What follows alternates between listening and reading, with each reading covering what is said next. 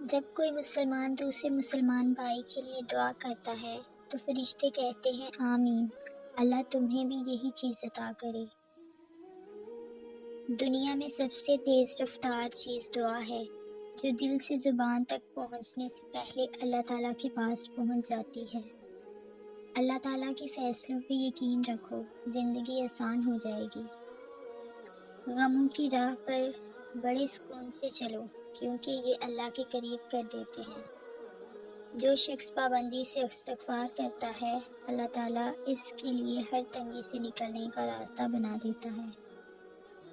لوگوں سے ڈرنا چھوڑ دو، عزت اللہ دیتا ہے، لوگ نہیں۔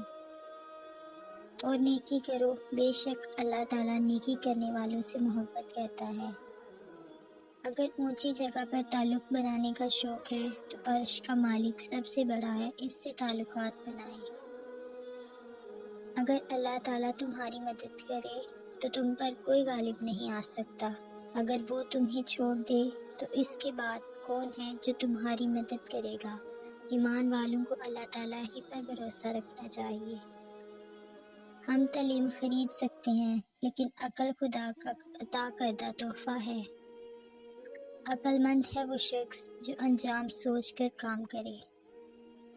مصیبت اگر انسان کو دولت مند نہیں تو عقل مند ضرور بنا دیتی ہے۔ عقل مند اپنے عیب خود دیکھتا ہے اور بے وقوف کے عیب دنیا دیکھتی ہے۔ برے دوست سے بچو، ایسا نہ ہو کہ وہ تمہارا تعارف بن جائے۔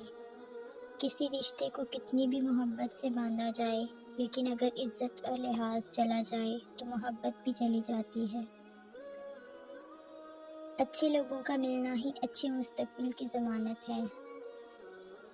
رشتے نبھانے کا ظرف نہ ہو تو رشتے بنانے سے پرہیز کریں۔